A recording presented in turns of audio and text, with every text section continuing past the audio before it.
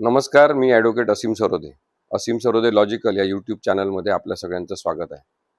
1999 पासून कायद्याच्या क्षेत्रात काम करण्याचा जो प्रवास सुरू झाला, त्याच्यामध्ये सातत्याने आम्ही वेगवेगळे प्रयोग केले.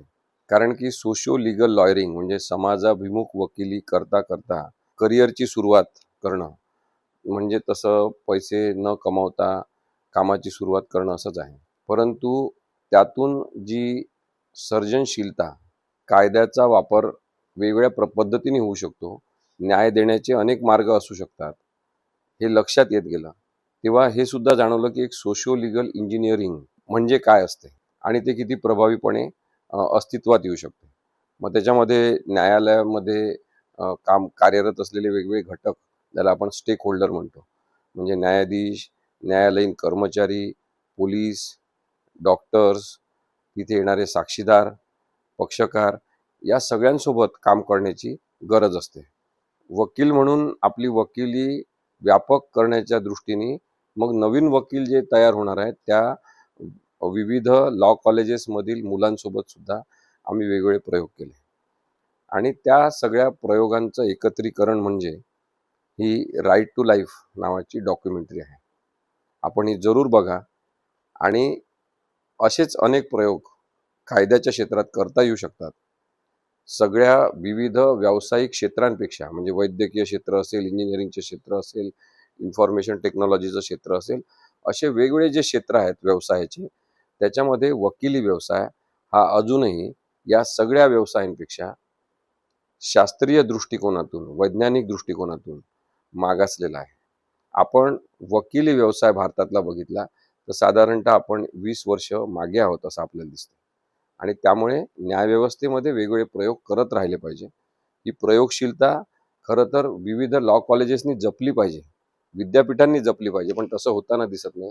अत्यंत पारंपरिक पद्धतीने कायद्याचं शिक्षण देणं हाच प्रकार सुरू राहिला तर मग वकिली व्यवसायाचा दर्जा, न्यायव्यवस्थेमध्ये संशोधन, विविध कायद्यांमध्ये बदल, कायद्यांमध्ये झालेल्या चुकीच्या बदलांसंदर्भात विवेचन, हे सगळंच थांबून जाईल आणि त्यामुळे लोकाभिमुख न्यायव्यवस्था करण्यासाठी आपल्या सगळ्यांना एकत्रित प्रयत्न करावे लागतील. याबद्दलची ही डॉक्युमेंटरी राईट टू लाईफ आपण नक्की बघा.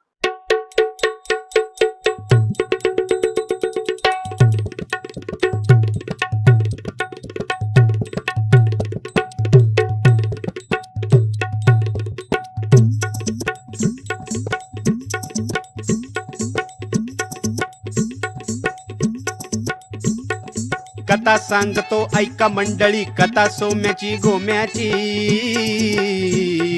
शीत गीतन दगडी धोंडी, मेरी डेव्हिड नश्माची. जी जी रजी गोष्ट कोर्टाची र, गोष्ट तुरुंगाची र, गोष्ट वकिलाची र, गोष्ट अशिलाची र, गोष्ट शिक्षेची र, गोष्ट न्यायाची र. जी जी र, जी जी र हो. आट पाट या नगरामंदी नव्हते कुणीच राजे हो. प्रजाच निवडी आपला नेता, तोच खुर्चीवर साजे हो. जी जी र जी. स्वदेश झाला शायनिंग म्हणती, शेअर बाजारी चलती. सुसाट जाती ट्रेन उडती, ओ प्लेन गाड्या बी सुळसुळती. जी जी र जी. टोले जंगी मॉल, एसी वाले हॉल, मोबाईल वरती कॉल, हाताबाबी डॉल, टीव्ही वरचा माया जाल, 2020 बॅट अँड बॉल, पब्लिक चालर मला माल, दो पैसा वॉटरफॉल. से कम ऑन से.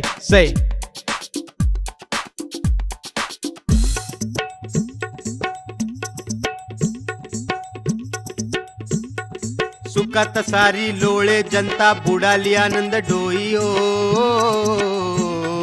समजून घेती एक दुसऱ्या या देशाची महती ओ. जी जी र जी. ए, काय परचाराची कॅसेट लावली काय? आ डोळे ज्याचे उघडे त्याला दिसते असली परिस्थिती. याच्या हाती करवंटी अन त्याची पेटविली वस्ती. जी जी र जी. कर्ज पायी जिमी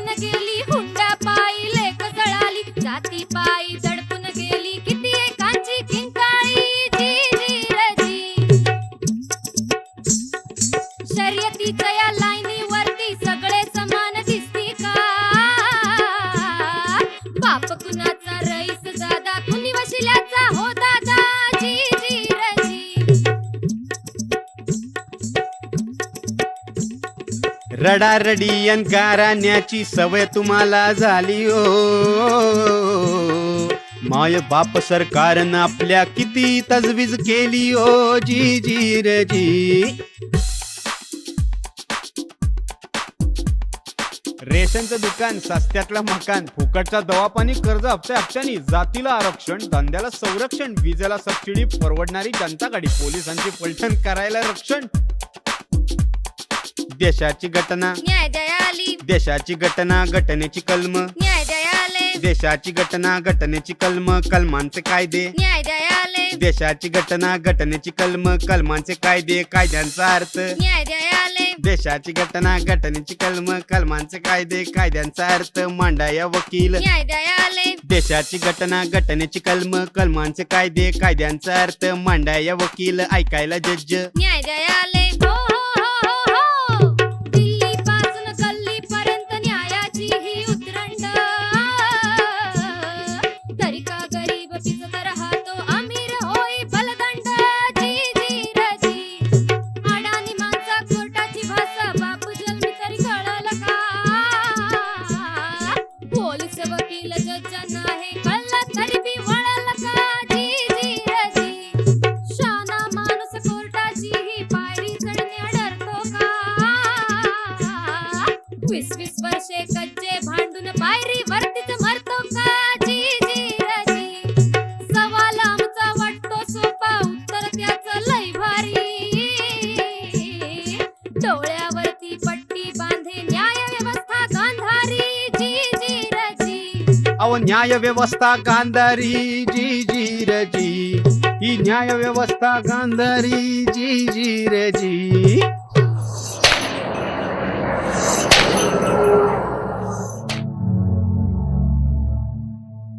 कुठं बोलू सांगू कोणा, ऐकून कुणी घेत नाय.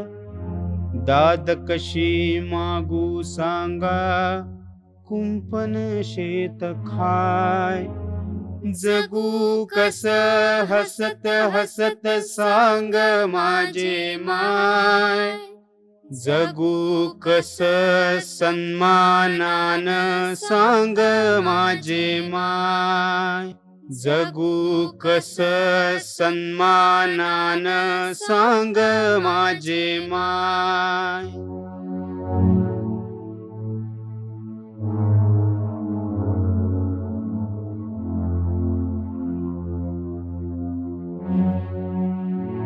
प्रत्येक उपेक्षित वर्गाचा हाच प्रॉब्लेम आहे की त्याच्यात अवेअरनेस नसतो. जर तो अवेअर असता तर त्यांनी हे कधीच सहन केलं नसतं. म्हणजे अवेअरनेस नाही म्हणून तुम्हाला अधिकार मिळत नाही, हे तर म्हणजे असं झालं की तुम्हाला हक्कांबद्दल माहिती नाही म्हणून तुम्हाला हक्क मिळणार. पण हे हक्कांबद्दलचा अवेअरनेस क्रिएट करणं हीच एक गव्हर्नमेंटची रिस्पॉन्सिबिलिटी आहे जी फेल करते.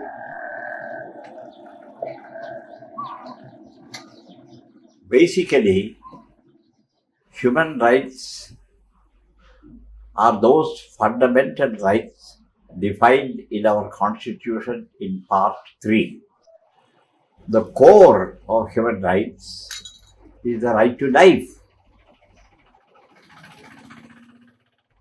Right to life means not mechanical survival or existence, not a petrified process. It really means the right to life in dignity, so your dignity is involved. The right to life means right in good health, to be literate and educated. Similarly, you must have shelter. You can't sleep in the streets. So life means various other aspects of development.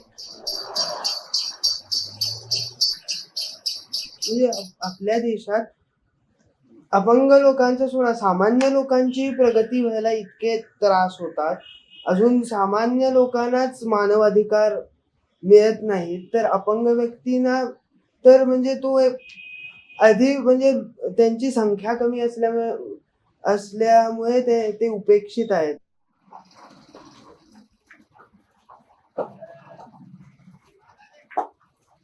कोई सोच की शादी नहीं करता है ना। अब जब मेरी भी शादी हुई थी, मैंने सोचा नहीं था कि मेरे साथ में कभी ऐसा होगा।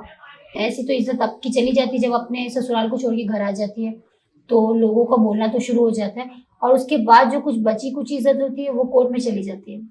माझ्याकडे लेखी ऑर्डर असून सुद्धा ते मला घरात घेत नाहीत आणि मला आणि तसं नाही केलं तर मी त्यांच्या 498 कलम सुद्धा करू शकते, पण माझ्या मनात कुठेतरी एक आशा आहे की नाही ते मला घरात घेतील, आता नाही तर कधीतरी घरात घेतील, या दृष्टिकोनातून मी त्यांना अजूनही 498 लावली नाही.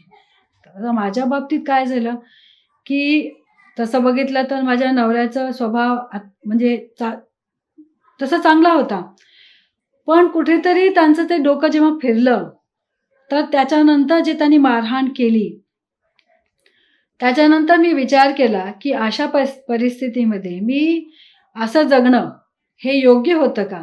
कारण माझे यजमान म्हणजे डॉक्टरेट आहे, फिलॉसॉफी आहे त्यांची, पुस्तकं लिहितात. माझे सासरे म्हणजे ICS मध्ये होते. म्हणजे तसं बघितलं तर माझे घरचं सासरचं सगळे सुशिक्षित आहे, पण डोमेस्टिक व्हायलन्स ही गोष्ट या लेवलला, या स्तराला सुद्धा होते. मेरी मिसेज थी 2001 5 जनवरी को एक्सपायर हो गई, तो सुबह 4 बजे से लेकर रात 11 बजे तक जो ऐसे मैयत पड़ी हुई थी. तो मैंने ये देखा कि ये HIV है क्या समाज के बीच में. जो HIV सुन के कोई नजदीक नहीं आता, ना हिंदू धर्म का कोई आया ना मुस्लिम धर्म का, और यहाँ तक कि जो लड़की के घर वाले थे ना वो हार तक कभी नहीं डाले. म्हणजे कसं आहे की माझा नवरा अशा आजाराने मेला म्हणून मलाही मुलांची अशी पांगापांग करावं लागली, का ते तिथं माझ्यासमोर माझ्या मुलांचा तिरस्कार व्हायला लागला, मग मला तो पाविनासा नाही झाला. मरणारा मरतो, पण त्याच्या मुलाबाळांचा काही सुद्धा दोष नाही. त्याच्या मुलाबाळांना समाजाने चांगली वर्तणूक दिली पाहिजे, एवढीच माझी इच्छा आहे.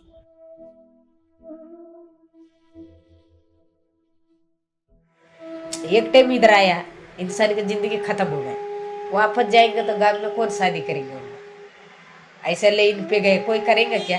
फिर उसको पेट तो भरना बोलते इधर ही जाना पड़ेगा ना फिर धंदा करने. बाप मरून गेला आणि चुलत्या मारत्याने दिरा भावाने मला मारले. मला इकडचं काय माहिती नव्हतं मॅडम. मारहाण करून आणि शेवटी माझी इज्जत सैदिना म्हणून का नाही इज्जत घेतली. अरे गावचा सरपंच असून तू बी माझी साडी वडली, मनगाट पकडायचं, ही काय पद्धत झाली का. एवढं कमवून महिन्याने 20,000 रुपये कमवणारी असली तरी 1.5 लाख रुपये कर्ज त्याच्या अंगावर असते. व्याज किती? 10% व्याज असते, 20% व्याज असते. म्हणजे ती पोरी काय करणार, कुठं जाणार.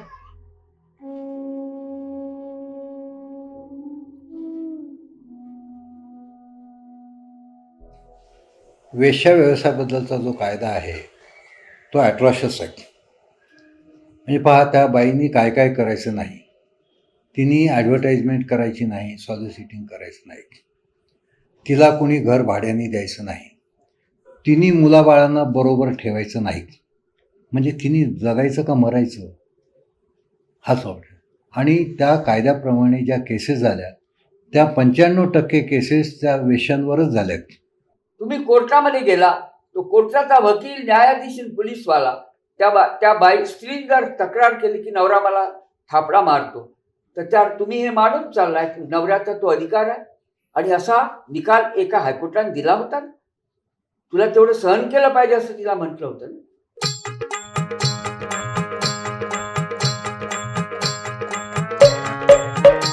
अरे अरे अरे काय झालं. काय झालं म्हणजे इतकी कोंडी झालेले हे लोक कुठं जाणार, कसे जगणार. तेच ना, आणि जगण्याचे हे हक्क तर आपल्या घटनेनं दिलेले आहेत. मग प्रश्न येतो कुठं. म्हणजे हा तर उघड उघड अन्याय झाला. मग हे लोक न्याय का नाही मागत. कुठं पण कुणाकडं. का पोलीस आहेत, कोर्ट आहे. ते काही तुला वाटतं तितकं सोपं नाही. पोलीस लक्षच देत नाहीत, हिडीस फिडीस करतात नुसती. मग वकील. अगं ते तर अजूनच कठीण आहे. ते काय म्हणतात आपल्याला कळतच नाही. ते आपल्या भाषेत बोलत नाहीत. आणि माहितीये का किती पैसे मागतात ते. किती. अहो फक्त केस वाचायचे ते हजारो रुपये घेतात. मग कसं रे होणार. आपल्या देशात गरिबांना रेशनवर धान्य मिळतं, मोफत सरकारी दवाखाने आहेत, शाळा आहेत, तसा न्याय कमी पैशात मिळण्याची काहीच व्यवस्था नाही. का पाट्या लागल्यात की सगळीकडे लीगल एड, पण उपयोग काय? कुठल्या गरीबाला माहिती आहे त्याच्याबद्दल? हम लोग अगर जब वकील के पास जाए तो ऑलरेडी घबराए हुए रहते हैं कि हमारे साथ में ये प्रॉब्लम हो गया है, मेरा लाइफ का सवाल है, मेरा हस्बैंड को डिवोर्स दे रहा है या जो भी कुछ हो रहा है, तो वो टाइम पे उसका काम है कि वो हर बात को समझा के ले और जो सही रास्ता हो वो दिखाए, ना कि बस कि वकील बस ये कहे कि नहीं देखो मेरी फीस इतनी है, आपको इतना देना है, मैं ये तारीख को आऊँगा, मेरे को वो तारीख को इतना देना है, ये नहीं करना है. और आपको ये भी नहीं बोलना है कि हाँ आप वहाँ पे जाओ वो सिग्नेचर लाओ, नहीं वहाँ पे सिग्नेचर नहीं फिर मैं कुछ नहीं कर सकता. आप वहाँ उसके आगे जाना, प्रोटेक्शन ऑफिस का तो पेपर चाहिए ना, आप इन्हें ये नहीं लाया, वो आपको करना है. वकील के पास जब वकील भी पैसा खाएंगे ना, ऐसा कैसे नहीं करेगा, वो थोड़ी पुकट करेगा. जे भी वो थोड़ा खाएंगा, जे भी वो छोड़ाएंगा ना. सर्वात आधी पोलीस कम्प्लिटली अनसिम्पॅथेटिक आणि तुम्हाला म्हणतात जा घरी जा आणि नवऱ्याशी पटवून घ्या. ते FIR लॉज करायला सुद्धा खूप कटकट करतात. आपल्याला पोलिसांची साथ पाहिजे.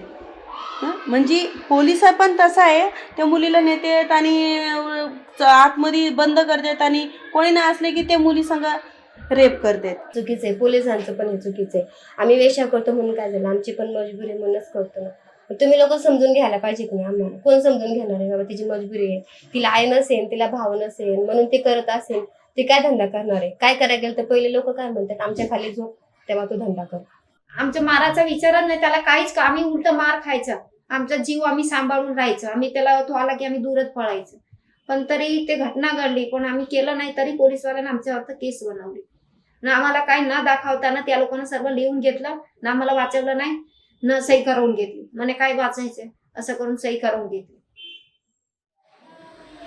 बस थक चुकी हूँ मैं, बहुत थक चुकी हूँ. ये कोर्ट कचहरी में तो कभी नहीं, ये हकीकत में नहीं पढ़ना चाहिए.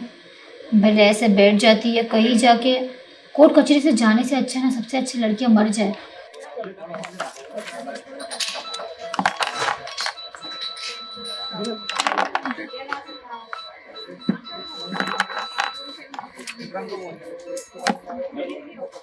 खरा प्रश्न असा आहे की अन्यायापासून समाजाचं संरक्षण करण्याकरता वकील व्हायचा आहे का?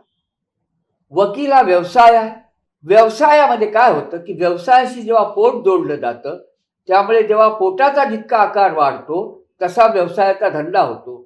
Today, the court is very costly. The bar, you can't enter a lawyer's chambers. First, pay money. You can't go to the court, pay court fee.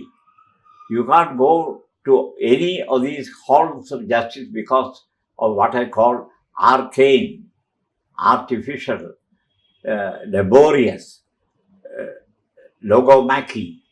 You know logomachy? Interpretations and arguments going on and on and on. You never reach anywhere.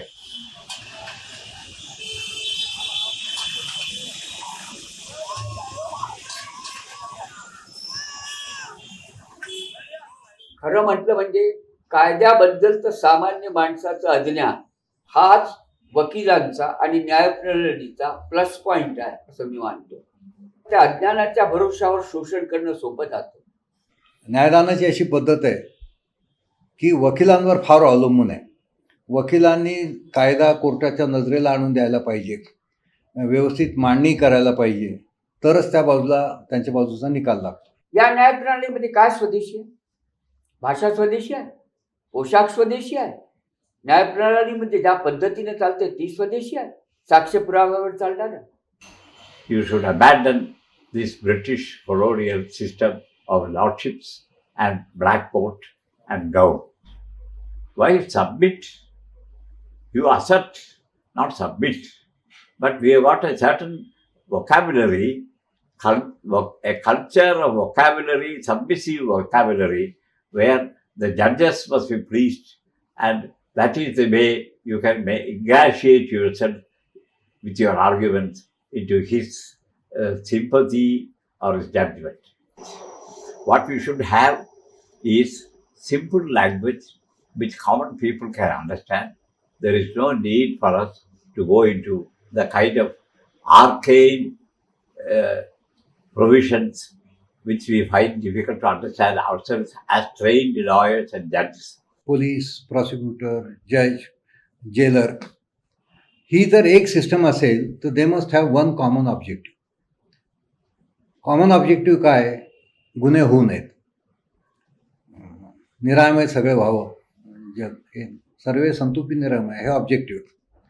आता प्रत्येक संस्थेने आपलं जर objective वेगळं ठेवलं, पोलिसांनी सांगितलं की गुन्ह्याचा तपास केला म्हणजे आमचं काम संपलं, प्रॉसिक्युटरनी सांगितलं की तो पुरावा टेबलावर ठेवला जजच्या की माझं काम संपलं, जजनी सांगितलं की मी त्या निकाल देऊन टाकला आणि कोणावर अन्याय नेला म्हणजे माझं काम संपलं, आणि जेलरनी सांगितलं की माझं काम फक्त कस्टोडियनचं, माझ्याकडनं पळून गेला नाही आणि ह्युमन राईट्सचे सगळे डायरेक्टिव्ह झाले की माझं काम आटोपलं, तर मूळ हेतू जो आहे तो साध्य कोणी करायचा?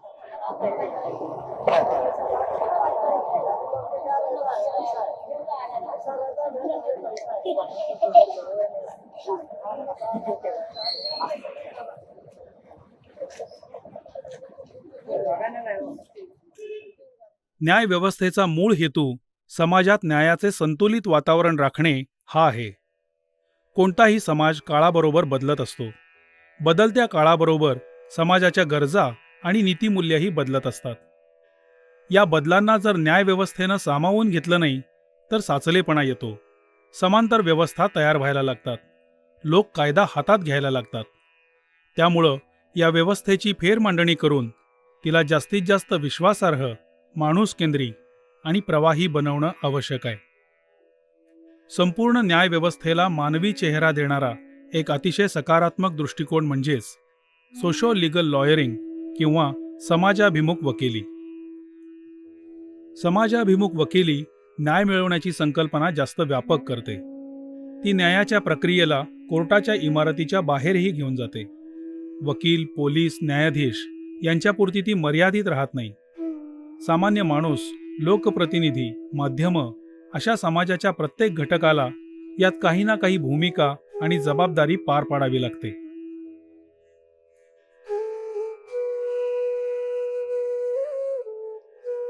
समाजाभिमुख वकिलीच्या परिणामकारकतेसाठी अनेक नवी साधनं वापरता येतात. प्रश्नांचा वैज्ञानिक आणि संख्याशास्त्रीय अभ्यास, त्यावर आधारलेल्या जनहित याचिका, माहितीचा अधिकार, लीगल एडची सुविधा, सत्याग्रह, शांततापूर्ण मोर्चे, विविध व्यासपीठं, प्रसारमाध्यमांचा सहभाग अशा प्रयत्नांद्वारे न्याय लोकांपर्यंत आणि लोक न्यायापर्यंत पोचू शकतात.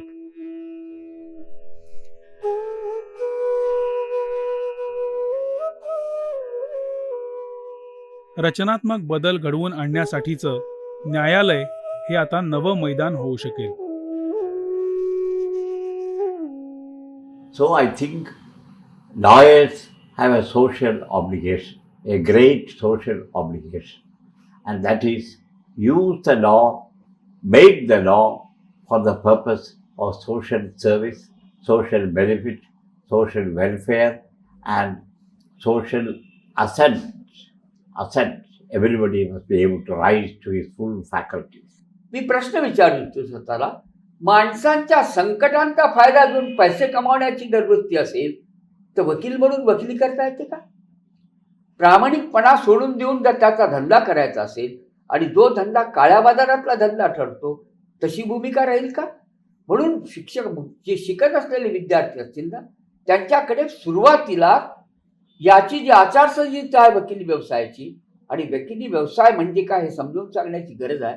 हे पटलं की राव, कायदा शिकत असलेल्या विद्यार्थ्यांनाच हे सुरुवातीपासूनच सांगून टाकावं नाही, ते काय म्हणतात ना, संवेदनशील करावं लागेल त्यांना. जमलं तर.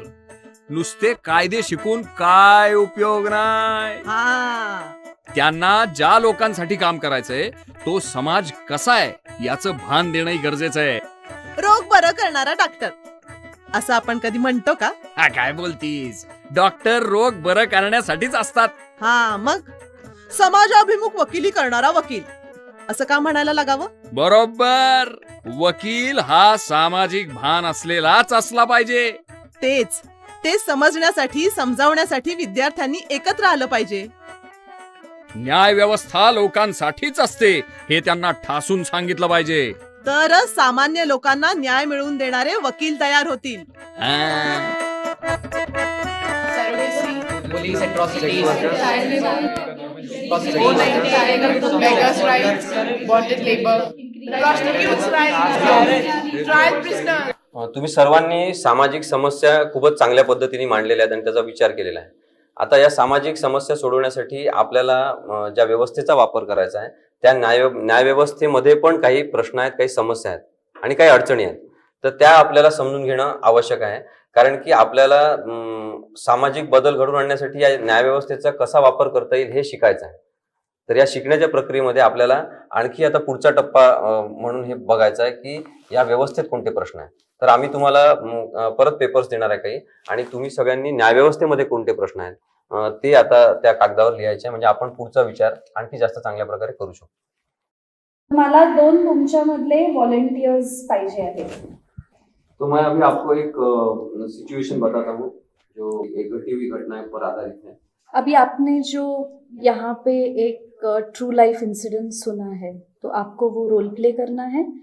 तो आप बनेंगे वो रेप विक्टिम और आप है वकील, और अभी आपके साथ जो हुआ वो आप वकील को बताएंगे.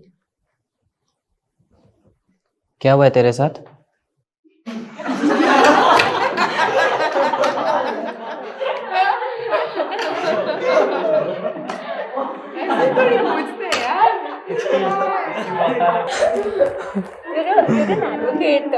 code of conduct. चलो चलो.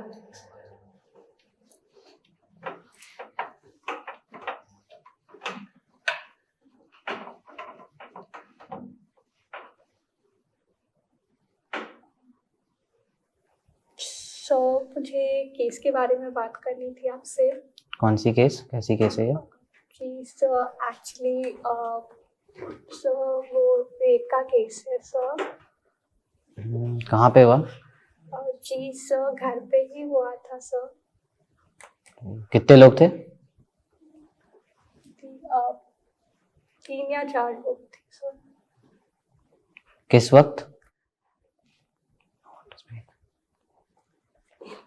Now to speak.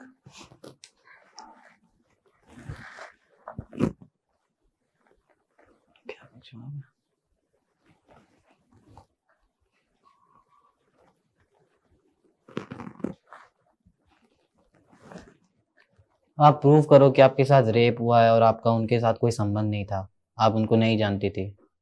क्या इस देश में न्याय मांगने में भी इतना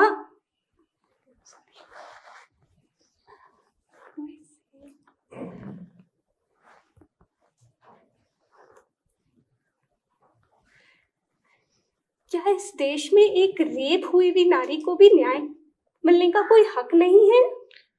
तो मुझे पता कैसे चलेगा आपका रेप हुआ है? आप बताओ आपके साथ हुआ क्या, पूरा अच्छे से डिस्क्राइब करो आपके साथ हुआ क्या. आप प्रूफ दो आपका रेप हुआ है. आप सीधे आओगे बोलने की हमारा रेप हुआ है, मैं आपका केस लड़ रहा हूं. Okay cut.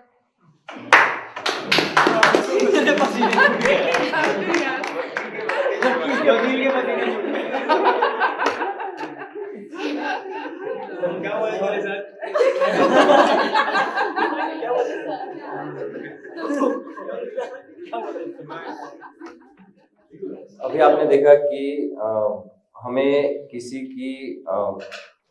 के दुख दर्द समजने में कितनी कठिनाई होती है, कारण की आम्हाला त्यांच्या भूमिकेत जावं लागते. स्वतः विक्टिम म्हणून काय आपल्याला सहन करावं लागलाय ते सांगताना पण समोरच्या माणसाला त्रास होतो आणि दुसऱ्या व्यक्तीला ते समजून पण घेता येत नाही, कारण की आपण कधीच याचा विचार करत नाही की माझ्यावर पण कधी रेप होणार, माझ्यावर पण कधी अत्याचार होणार, मला पण कधीतरी दुःख सहन करावं लागणार.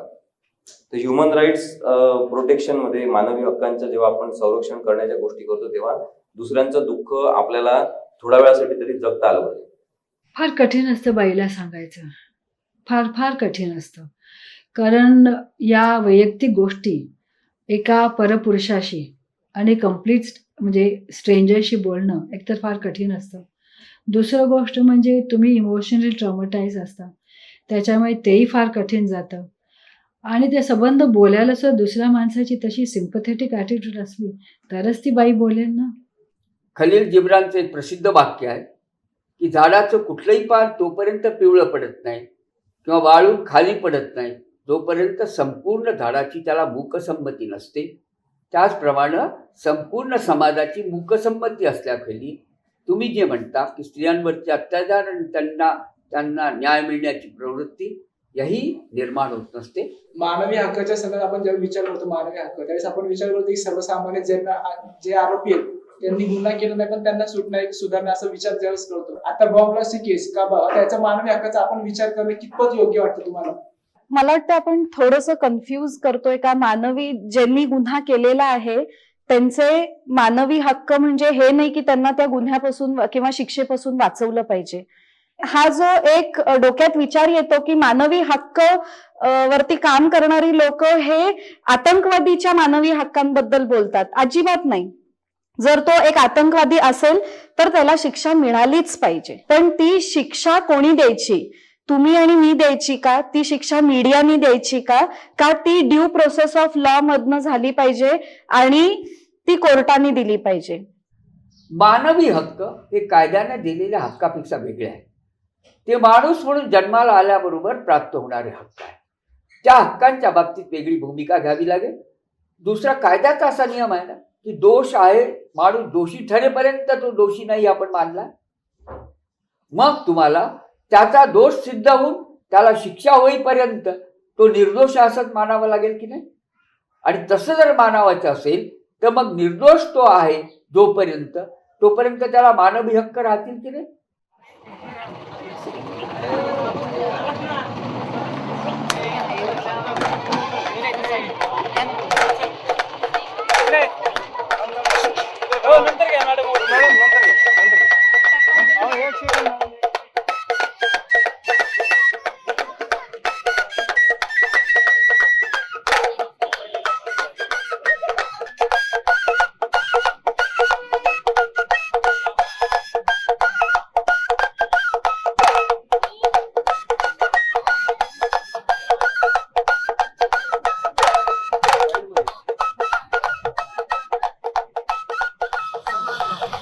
वापस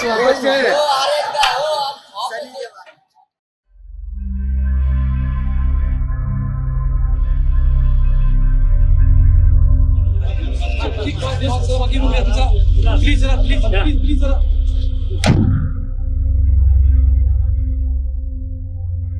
एंट्री केल्यानंतर ज्या बॅरेकमध्ये ठेवतात जनरल बॅरेकमध्ये, त्या बॅरेकमध्ये फक्त एका टायमाला 250 म्हणजे एका टायमाला तिथे 500 कैदी पण ठेवले जातात. कारण का त्या बॅरेकमध्ये फक्त तीच सुविधा असते, झोपायची आणि खायची. नवीन आलेल्या माणसाला तरी टाकायचं. एका अंगावर रात्रभर झोपावं लागतं. ते पण एक कंबळ टाकणार, त्याच्यावर एका लाईनीत सगळे असे म्हणजे मुर्दे कसे टाकतात, मुर्दे तरी व्यवस्थित ठेवले जातात. एका अंगावर राहायचं. त्याच्यामध्ये कोण घोरणारा असतं, कोण काय असतं, कोणाला काय करतं, तरी पण त्याची कोणाची गय केली. माणुसकी म्हणून तिथे काय ट्रीटमेंट दिलीच जात नाही. तिथे 250 माणसं एका रूम 250-300 असतात एका हॉलमध्ये. तिथे एकच टॉयलेट असतो. त्याच्यामुळे होतं कसं माहिती आहे काय, जर समजा कोणाला जुलाबचा वगैरे त्रास येईल तर त्याला थांबावंच लागतं. जेलचं वातावरण कसं, काही केस असं असतात वेगळ्या प्रकारचा ना, तिथल्या बाया बी काही असं असतं ना, आपल्याला मारतात, भांडतात, तिथं असं त्रास देतात आपल्याला न.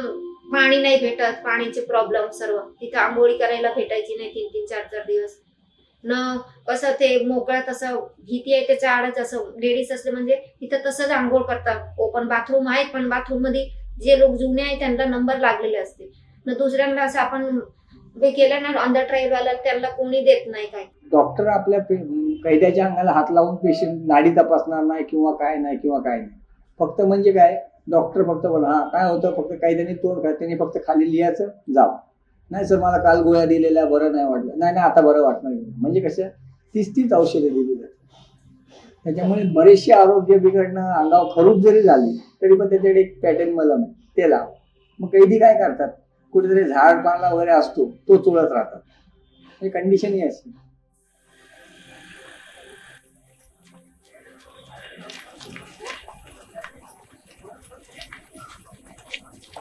कस्टडीचं प्रिन्सिपल असं आहे की त्या माणसाला त्याच्या घरच्या समाजापासून तोडलं जातं. तो निकाल जो आहे की all human rights survive except the right to step out of the 4 walls, तो अधिकार नाही आहे. आणि हा प्रत्येकाचा अधिकारच आहे की मला अटक केली तर ती कशाबद्दल केली, माझा गुन्हा काय आहे, मला अटक केल्यावर 24 तासाच्या कोर्टात हजर केलं पाहिजे, माझ्या अटकेबद्दल माझ्या नातेवाईकांना सांगितलं पाहिजे. साध्या साध्या गोष्टी आहे, जसं तुम्ही म्हणता तसं लोकांना या माहीतच नाही. त्याच्यामुळे कितीतरी लोकांना पोलीस विनाकारण पकडतात आणि डांबून ठेवतात आणि मग एखाद्या पेंडिंग गुन्ह्यामध्ये त्यांना टाकतात आणि त्यांना जेलमध्ये पाठवून देतात. तर पोलीस स्टेशनमध्ये गेलं तर पोलीसवाल्यांना आमच्यावरच केस बनवली की तुम्हीच मारून टाकलं त्यांना. मग आमच्या मुलाला बारक्याला त्याला आरोपी याला हे बनवा फर्यादी ना मला आरोपी बनवलं. मग मी 3.5 महिने जेलमध्ये राहिली.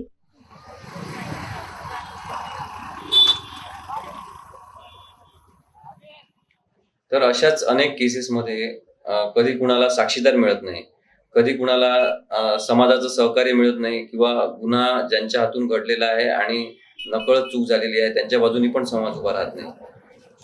ज्यांच्याजवळ सामाजिक शक्ती किंवा सत्ता नाही त्या लोकांना नेहमीच चुकीच्या गुन्ह्यांमध्ये पण गोवणं सोपं जात असते. अशाच एका केसमध्ये मीडियाच्या मदतीने मानवी हक्कांच्या उल्लंघनाचं प्रकरण उघडकीस आणण्यात आलं होतं. त्या केसबद्दल आपण आता बघू. हम आपको दास्तां बता रहे हैं अरमुगम की, जो 1995 में 34 वर्ष की उम्र में आंखों में कई सपने लिए मुंबई, महानगरी मुंबई पहुंचा, लेकिन वहां पर उसके सपने साकार नहीं हो पाए. जब कहीं काम न मिला तो उसने सड़क पर ही जिंदगी बितानी शुरू की. जून 1995 में ओशिवारा पुलिस ने उसे गिरफ्तार कर लिया. उस पर 6 साल की बच्ची से बलात्कार और हत्या का इल्जाम लगा दिया. 2001 में इस मामले की जांच करने वाले इंस्पेक्टर इकबाल ने खुदकुशी कर ली. सुसाइड नोट में उसने लिखा कि सीनियर अफसर नंद कुमार चौगुले के दबाव के चलते उसने आरमुगम को इस केस में फंसाया था. खुदकुशी के पहले एक पुलिस वाले का ये इकरारनामा महाराष्ट्र के कई अखबारों की सुर्खियां बना. इस सुसाइड नोट ने अरमोगम मामले पर कई सवालिया निशान लगा दिए. दरअसल शहर के बीचों बीच 6 साल की बच्ची का बलात्कार होने के बाद पुलिस पर कातिल को पकड़ने का जबरदस्त दबाव था, लेकिन घटना के 3 महीने बीत जाने के बाद भी पुलिस को हत्यारे का कोई सुराग नहीं मिल रहा था. अपना दामन बचाने के लिए पुलिस ने एक योजना बनाई. उसने एक रात फुटपाथ पर सो रहे अरमोगम को गिरफ्तार कर लिया. हिरासत में पुलिस ने अरमोगम को बुरी तरह पीटा, जबरदस्ती उसके कपड़े उतरवा लिए, वैसे सबूत देने के लिए मजबूर कर दिया जिनसे उसे बलात्कारी ठहराया जा सके. अरमोगम पर मुंबई के सेशंस कोर्ट में मुकदमा चलाया गया और 5 साल की लंबी सुनवाई के बाद 19 अप्रैल 2000 को आखिर अदालत ने उसे एक मासूम बच्ची की हत्या और बलात्कार के जुर्म में उम्र कैद की सजा सुना दी. ये सुसाइड नोट पुणे में मानवाधिकार संगठन की कार्यकर्ता असीम सरोदिया को मिला, जिसके आधार पर उन्होंने बॉम्बे हाई कोर्ट में केस दर्ज किया. असीम की मेहनत रंग लाई और बॉम्बे हाई कोर्ट ने अरमुगम को बाइज्जत बरी कर दिया. अदालत का कहना है कि बारगिर के आरोपों के बाद आरमुगम के खिलाफ जुटाए गए सबूतों पर भी यकीन नहीं किया जा सकता है. अपनी इस राय के मद्देनजर बॉम्बे हाई कोर्ट ने आरमुगम को 11 साल की कैद के बाद बेनिफिट ऑफ डाउट यानी संदेह का लाभ देते हुए उम्र कैद की सजा से बाइज्जत बरी कर दिया है.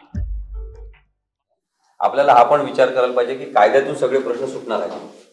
त्याच्यामुळे प्री लिटिगेटिव्ह वर्क म्हणजे केस दाखल होण्यापूर्वी त्या केसवर करण्याचं काम काय आहे हे आपण आता समजून घेतलं पाहिजे. हा पण एक पुरोगामी विचार आहे की केसेसच कशा कमी होतील. मग अनेक केसेसमध्ये कॉमन सेन्सच्या आधारावर सामान्य बुद्धिमत्ता वापरून आणि सहज केस वाचून पण आपल्या लक्षात येते कोणाचं बरोबर आहे कोणाचं चूक आहे. मग तशा केसेस पण हायकोर्ट आणि सुप्रीम कोर्टापर्यंत का गेल्या पाहिजे. लोकांना जर स्वस्तात न्याय मिळण्याचा अधिकार आहे तर तो अधिकार त्यांना त्यांच्या लोकल लेवलवर वापरता आला पाहिजे. The bench and the bar together will be protecting the rights of the poor.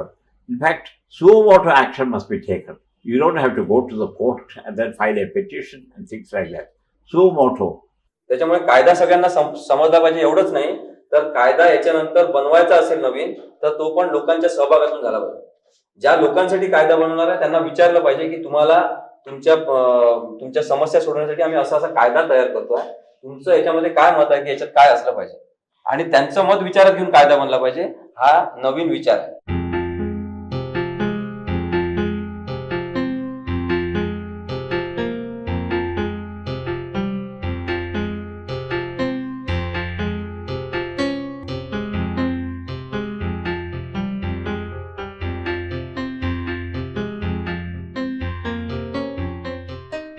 अशा अनेक प्रश्नांमुळं आज न्यायव्यवस्था खूपच बोजड झालेली आहे. त्यामुळं सामान्य माणूस न्यायव्यवस्थेपासून खूपच दूर जातोय.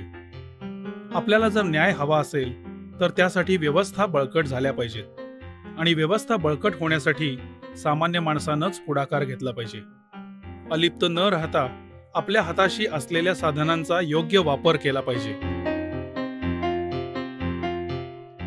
आपल्या समोर घडलेल्या घटनेचे आपण साक्षीदार व्हायला पाहिजे. तक्रार करण्यासाठी पोलिसांकडे जाताना घाबरण्याची अजिबात गरज नाही. न्याय मिळणं हा आपला हक्कच आहे. शेवटी पोलीस व्यवस्था आणि न्याय व्यवस्था या आपल्याला सेवा देण्यासाठीच आहेत. जनहित याचिका हे पोस्ट कार्डावर मावणारं एक लोकशाही अस्त्र आहे. जनहित याचिका वकिलामार्फत किंवा स्वतःही करता येते. व्यापक समाजहित असलेल्या आणि व्यक्तिगत नसलेल्या प्रश्नांबद्दल जनहित याचिका करता येते. वंचित आणि असंघटित घटकांचे अनेक प्रश्न साध्या पत्राद्वारे लिहून उच्च किंवा सर्वोच्च न्यायालयाला कळवता येते. त्याला जनहित याचिका पत्र असं म्हणतात. भारताच्या घटनेनं नागरिकांना सर्वोच्च स्थान दिलेलं आहे. हे स्थान मान्य करणारा माहितीचा अधिकार हा एकमेव कायदा आहे.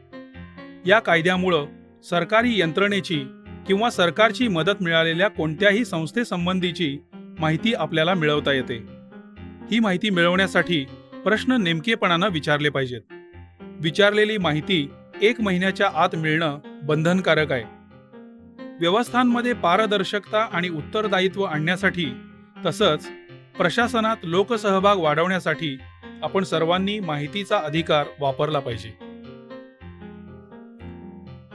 लीगल एड मिळणं हा आता आपला मूलभूत अधिकार आहे. 5,000 रुपयांपेक्षा कमी वार्षिक उत्पन्न असलेल्या लोकांना मोफत कायदेविषयक सहाय्यता मिळते. महिला, मुलं, दलित यांना उत्पन्नाची ही अट देखील लागू नाही. लीगल एड ही सोय प्रत्येक कोर्टात असते आणि त्यासाठी नेमलेल्या वकिलाला फी देण्याची गरज नसते. आपण हे मान्य केलं पाहिजे की शहाण्यानं कोर्टाची पायरी चढलीच पाहिजे. कारण व्यवस्था आपोआप बदलत नसतात. काही गोष्टी मुद्दाम करणंच आवश्यक असतं.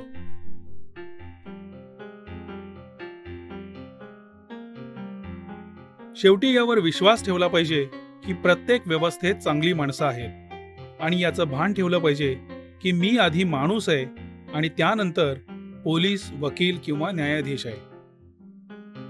हम सब कह रहे हैं कि सिस्टम गलत है, सिस्टम में सुधार चाहिए, पर क्या हम ये सब नहीं भूल रहे हैं कि हमें साफ सफाई चाहिए, पर खुद के हाथ गंदे कौन करे?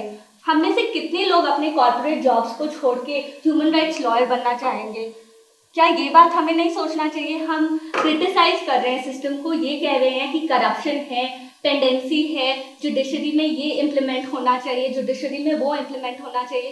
क्या हम में से ऐसे कितने लोग हैं जो एक्चुअली लिटिगेशन में जाके एक चेंज लाना चाहते हैं? वो बहुत जरूरी है. युवक तो असतो ज्याला मीन्स ऑफ लाईव्हलीहूड मध्ये इंटरेस्ट नसतो, पर्पज फॉर लिव्हिंग हवं असतं. तो प्रयोजन शोधत असतो. जगण्याचं प्रयोजन शोधत असताना जर वकिलीचा व्यवसायामध्ये तुम्ही पाऊल टाकत असाल तर ते तुमचा जगण्याचं प्रयोजन जर असेल तर त्यातून जे समाधान मिळतं ते समाधान तुम्हाला मिळू शकतं. प्रामाणिकपणे वकिली केली तर मी एक आजोबा म्हणून त्यांना हे सांगू इच्छितो की म्हातारपणी देवळात जाण्याची गरज नसते. I appeal to the Indian bar, to the advocates everywhere in this country. Please remember that a large majority of fellow men and fellow sisters and brothers are below the poverty line. Please remember the right to justice is a fundamental right. Please realize that professionally you are committed to see that justice reaches everyone. And therefore, it is my fervent appeal to you, you lawyers, please bring law and justice to the capability of the humblest human in India. Similarly, I appeal to the bench. Please see that you work hard and see that justice is done. And no bias, no prejudice, no class inclination. And please understand that the Constitution is again, if I may repeat, a socialist, secular, not communal, non-communal, secular, democratic, means people-based, people-oriented republic. You are therefore oath-bound. Lawyers and judges, you are oath-bound to see that every right and every duty under the Constitution is enjoyed effectively by the common people of India. Namaste. कथा सांगतो ऐका मंडळी, कथा सोम्याची गोम्याची. शीत गीत अन तगडी धोंडी मेरी David नशिमाची. जी जी र जी, गोष्ट कोर्टाची र, गोष्ट तुरुंगाची र, गोष्ट वकिलाची र, गोष्ट अशिलाची र, गोष्ट शिक्षेची र, गोष्ट न्यायाची र. जी जी र हो. जिणे मानवी भाव भावना, पशु पक्षी अन निसर्गही, साऱ्यांचा सन्मान राखते न्याय व्यवस्था तीच सही. जी जी र जी, न्याय व्यवस्था तीच सही. ओ जी जी र जी, अहो न्याय व्यवस्था तीच खरी. जी जी र जी.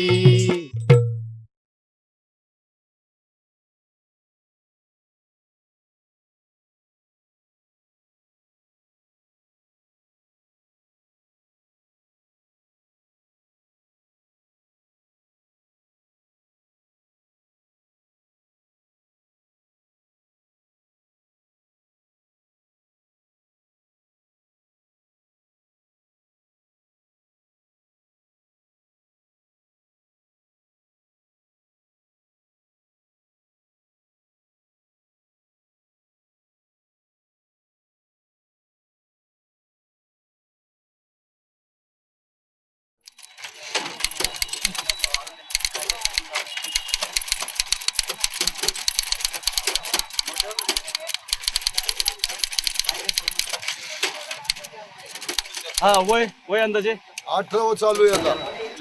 शिक्षण आता खाली आहे, शिक्षणाला पुढे पाठवायचं आहे. गावाकडे जेवढं विचार तेवढं सांगा तुम्ही. काय पास झालाय तो? 7वी 8वी जून पास. तारखेची काय पास काय झाला? 7वी हो. 7वी गाठ लिहिले ना तिथे 8वी. हा पत्ता सांगा ना. सर्व नंबर 58, शाही कॉलनी, श्रीनगर, राष्ट्रीय पुणे 17.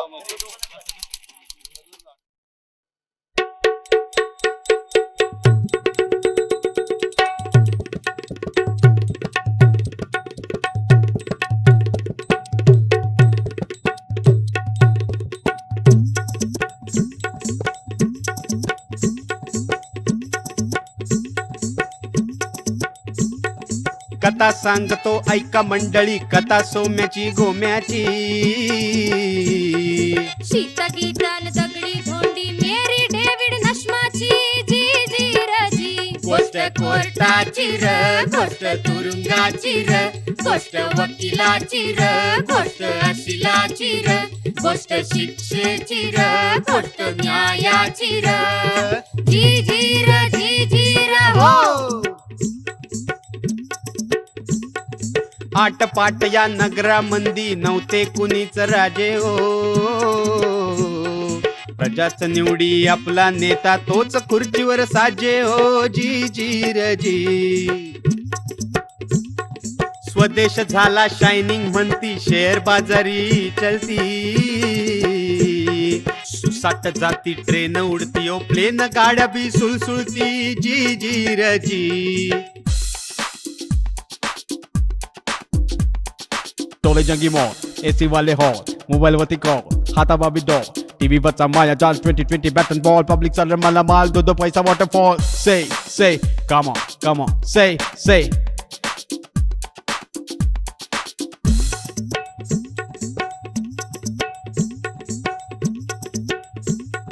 सुखात सारी लोळे जनता, बुडाली आनंद डोई हो.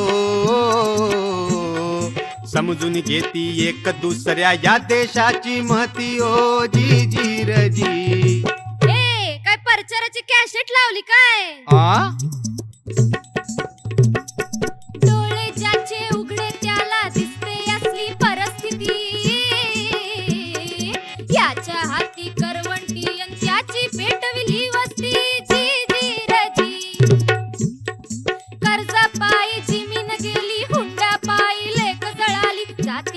बाई दडपून गेली किती एकांची किंकाळी जी जी र जी. शर्यतीच्या या लाईनीवरती सगळे समान दिसती का?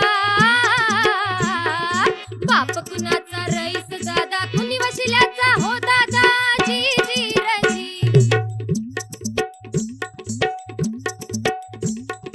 रडारडी अन गाराण्याची सवय तुम्हाला झाली ओ. माय बाप सरकारनं आपल्या किती तजवीज केली ओ जी जी रे जी. रेशनचं दुकान, सस्त्यातलं मकान, फुकटचा दवापाणी, कर्ज हप्त्या हप्त्यानी, जातीला आरक्षण, धंद्याला संरक्षण, विजेला सबसिडी, परवडणारी जनता गाडी, पोलिसांची पलटण करायला रक्षण. देशाची घटना न्याय दयाली, देशाची घटना घटनेची कलम, न्याय दयाले, देशाची घटना घटनेची कलम, कलमांचे कायदे, न्याय दयाले, देशाची घटना घटनेची कलम, कलमांचे कायदे, कायद्यांचा अर्थ, न्याय दयाले, देशाची घटना घटनेची कलम, कलमांचे कायदे, कायद्यांचा अर्थ मांडाया वकील, न्याय दयाले, देशाची घटना घटनेची कलम, कलमांचे कायदे, कायद्यांचा अर्थ मांडाया वकील, ऐकायला जज, न्याय दयाले. हो हो हो हो हो. दिल्ली पासून गल्ली पर्यंत न्यायाची ही उतरंड. तरी का गरीब पिच तर राहतो अमीर होई बलदंड जी जी र जी. अडाणी माणसा कोर्टाची भाषा बापू जन्मी तरी कळलं का? पोलीस वकील जज नाही कळलं तरी बी वळलं का जी जी र जी. शाना माणूस कोर्टाची ही पायरी चढण्या डरतो का? 20-20 वर्षे कच्चे भांडून पायरी वरतीच मरतो का जी जी र जी. सवाल आमचा वाटतो सोपा उत्तर त्याचं लय भारी.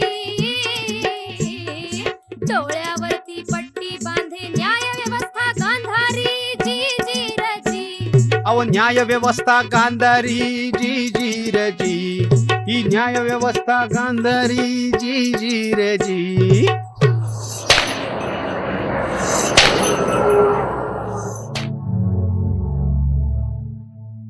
कुठं बोलू सांगू कोणा ऐकून कुणी घेत नाय. दाद कशी मागू सांगा कुंपण शेत खाय. जगू कस हसत हसत सांग माझे माय. जगू कस सन्मानान सांग माझे माय. जगू कस सन्मानान सांग माझे माय.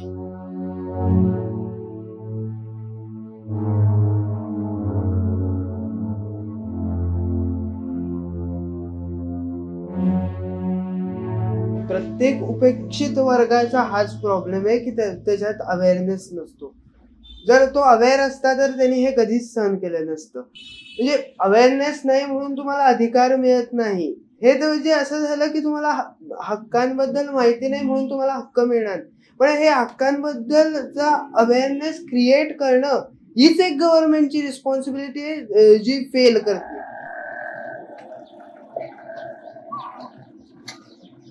Basically, human rights are those fundamental rights defined in our Constitution in Part 3. The core of human rights is the right to life.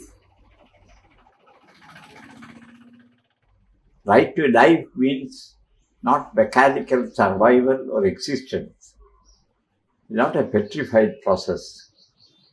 It really means the right to life in dignity, so your dignity is involved. The right to life means right in good health, to be literate and educated. Similarly, you must have shelter. We can't sleep in the streets. So life means various other aspects of development.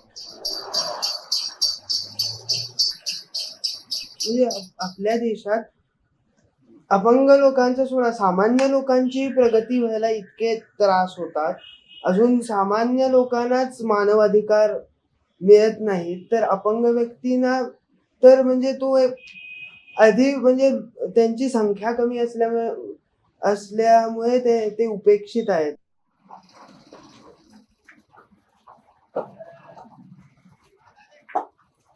कोई सोच की शादी नहीं करता है ना. अब जब मेरी भी शादी हुई थी मैंने सोचा नहीं था कि मेरे साथ में कभी ऐसा होगा. ऐसी तो इज्जत अब की चली जाती है जब अपने ससुराल को छोड़ के घर आ जाती है, तो लोगों का बोलना तो शुरू हो जाता है और उसके बाद जो कुछ बची कुछ इज्जत होती है वो कोर्ट में चली जाती है. माझ्याकडे लेखी ऑर्डर असून सुद्धा ते मला घरात घेत नाहीत आणि मला आणि तसं नाही केलं तर मी त्यांच्या 498 कलम सुद्धा करू शकते, पण माझ्या मनात कुठेतरी एक आशा आहे की नाही ते मला घरात घेतील, आता नाही तर कधीतरी घरात घेतील, या दृष्टिकोनातून मी त्यांना अजूनही 498 लावली नाही. माझ्या बाबतीत काय झालं की तसं बघितलं तर माझ्या नवऱ्याचा स्वभाव म्हणजे तसा चांगला होता, पण कुठेतरी त्यांचं ते डोकं जेव्हा फिरलं तर त्याच्यानंतर जे त्यांनी मारहाण केली त्याच्यानंतर मी विचार केला की अशा परिस्थितीमध्ये मी असं जगणं हे योग्य होतं का. कारण माझे यजमान म्हणजे डॉक्टरेट आहे, फिलॉसॉफी आहे त्यांची, पुस्तकं लिहितात. माझे सासरे म्हणजे ICS मध्ये होते.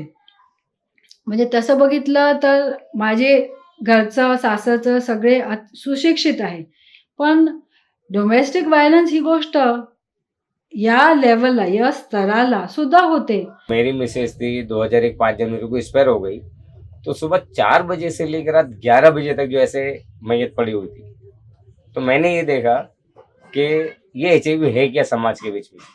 जो HIV सुन के कोई नजदीक नहीं आता, ना हिंदू धर्म का कोई आया ना मुस्लिम धर्म का, और यहाँ तक कि जो लड़की के घर वाले थे ना वो हार तक कभी नहीं डाले. म्हणजे कसं आहे की माझा नवरा अशा आजाराने मेला म्हणून मला ही मुलांची अशी पांगापांग करावं लागली, का ते तिथं माझ्यासमोर माझ्या मुलांचा तिरस्कार व्हायला लागला. मग मला तो पाविनासा नाही झाला. मरणारा मरतो पण त्याच्या मुलाबाळांचा काही सुद्धा दोष नाही, त्याच्या मुलाबाळांना समाजाने चांगली वर्तणूक दिली पाहिजे, एवढीच माझी इच्छा आहे.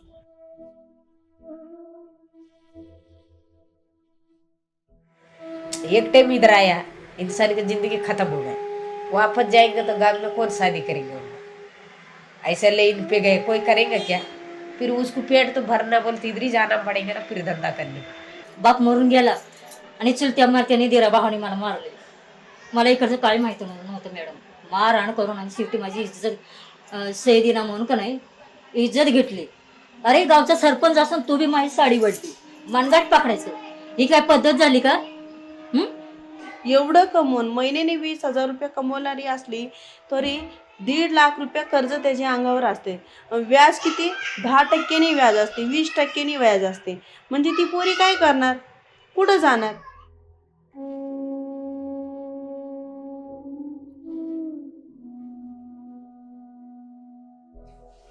वेश्या व्यवसायाबद्दलचा जो कायदा आहे तो ॲट्रॉशियस आहे. म्हणजे पहा, त्या बाईंनी काय काय करायचं नाही. तिने ॲडव्हर्टाइजमेंट करायची नाही, सॉलिसिटिंग करायचं नाही, तिला कोणी घर भाड्याने द्यायचं नाही, तिने मुलाबाळांना बरोबर ठेवायचं नाही.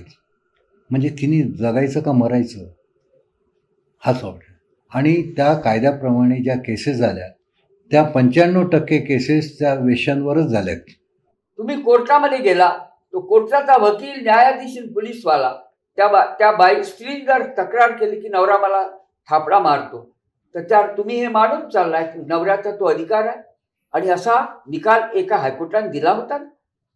तुला तेवढं सहन केलं पाहिजे असं तिला म्हटलं होतं.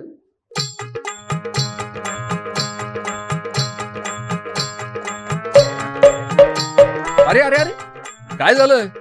काय झालं म्हणजे इतकी कोंडी झालेले हे लोक कुठं जाणार, कसे जगणार. तेच ना, आणि जगण्याचे हे हक्क तर आपल्या घटनेनं दिलेले आहेत. मग प्रश्न येतो कुठं. म्हणजे हा तर उघड उघड अन्याय झाला. मग हे लोक न्याय का नाही मागत. कुठं पण कुणाकडे का. पोलीस आहेत, कोर्ट आहे.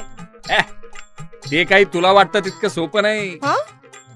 पोलीस लक्षच देत नाहीत, हिडीस फिडीस करतात नुसती. मग वकील? अगं ते तर अजूनच कठीण आहे. ते काय म्हणतात आपल्याला कळतच नाही. ते आपल्या भाषेत बोलत नाहीत. आणि माहितीये का किती पैसे मागतात ते? किती? अहो फक्त केस वाचायचे ते हजारो रुपये घेतात. मग कसं रे होणार? आपल्या देशात गरिबांना रेशनवर धान्य मिळतं, मोफत सरकारी दवाखाने आहेत, शाळा आहेत. तसा न्याय कमी पैशात मिळण्याची काहीच व्यवस्था नाही का? पाट्या लागल्यात की सगळीकडे लीगल एड. पण उपयोग काय? कुठल्या गरीबाला माहिती आहे त्याच्याबद्दल? हम लोग अगर जब वकील के पास जाए तो ऑलरेडी घबराए हुए रहते हैं कि हमारे साथ में ये प्रॉब्लम हो गया है, मेरा लाइफ का सवाल है, मेरा हस्बैंड को डिवोर्स दे रहा है या जो भी कुछ हो रहा है. तो वो टाइम पे उसका काम है कि वो हर बात को समझा के ले और जो सही रास्ता हो वो दिखाए. ना कि बस कि वकील बस ये कहे कि नहीं देखो मेरी फीस इतनी है, आपको इतना देना है, मैं ये तारीख को आऊँगा, मेरे को वो तारीख को इतना देना है. ये नहीं करना है. और आपको ये भी नहीं बोलना है कि हाँ आप वहाँ पे जाओ वो सिग्नेचर लाओ. नहीं, वहाँ पे सिग्नेचर नहीं, फिर मैं कुछ नहीं कर सकता. आप वहाँ उसके आगे जाना, प्रोटेक्शन ऑफिस का तो पेपर चाहिए ना, आपने ये नहीं लाया, वो आपको करना है. वकील के पास जब वकील भी पैसा खाएंगे ना, ऐसा कैसे नहीं करेगा वो थोड़ी फुकट करेगा. जे भी वो थोड़ा खाएगा, जे भी वो छोड़ाएगा ना. सर्वात आधी पोलीस कम्प्लिटली अनसिम्पॅथेटिक आणि तुम्हाला म्हणतात जा घरी जा आणि नवऱ्याशी पटवून घ्या. ते FIR लॉन्च करायला सुद्धा खूप कटकट करतात. आपल्याला पोलिसांची साथ पाहिजे. म्हणजे पोलिस पण तसा आहे, त्या मुलीला नेतात आणि आतमध्ये बंद करतात आणि कोणी ना असले की त्या मुली संग रेप करतात. चुकीचं आहे, पोलिसांचं पण हे चुकीचं आहे. आम्ही वेश्या करतो म्हणून काय झालं, आमची पण मजबुरी म्हणूनच करतो ना. तुम्ही लोक समजून घ्यायला पाहिजे की नाही. आम्हाला कोण समजून घेणार आहे? बाबा तिची मजबुरी आहे, तिला आई नसेल, तिला भाव नसेल म्हणून ते करत असेल, ती काय धंदा करणार आहे? काय करायला गेलं तर पहिले लोक काय म्हणतात, आमच्या खाली झोप तेव्हा तू धंदा कर. आमच्या माराचा विचारच नाही, त्याला काहीच का. आम्ही उलट मार खायचा, आमचा जीव आम्ही सांभाळून राहायचं. आम्ही त्याला तो आला की आम्ही दूरच पळायचं. पण तरी ते घटना घडली पण आम्ही केलं नाही, तरी पोलीसवाल्यांना आमच्यावर केस बनवली ना. आम्हाला काय न दाखवताना त्या लोकांना सर्व लिहून घेतलं ना, आम्हाला वाचवलं नाही न, सही करवून घेतली. म्हणे काय वाचायचंय असं करून सही करवून घेतली. बस थक चुकी हूँ मैं, बहुत थक चुकी हूँ. ये कोर्ट कचरे में तो कभी नहीं, ये हकीकत में नहीं पढ़ना चाहिए. भले ऐसे बैठ जाती या कहीं जाके कोर्ट कचरे से जाने से अच्छा ना सबसे अच्छी लड़कियां मर जाए.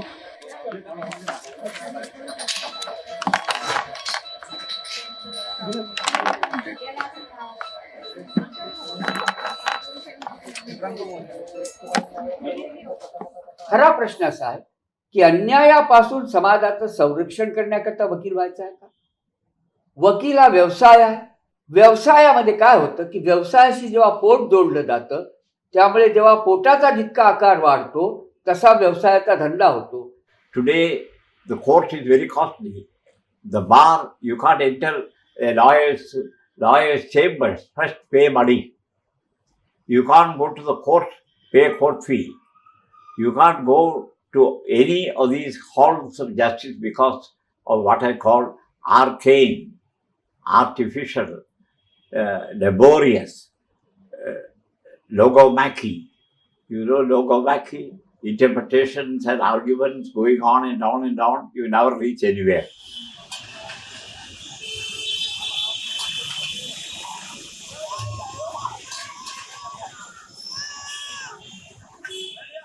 खरं म्हटलं म्हणजे कायद्याबद्दलचं सामान्य माणसाचं अज्ञान हाच वकिलांचा आणि न्यायप्रणालीचा प्लस पॉइंट आहे असं मी मानतो.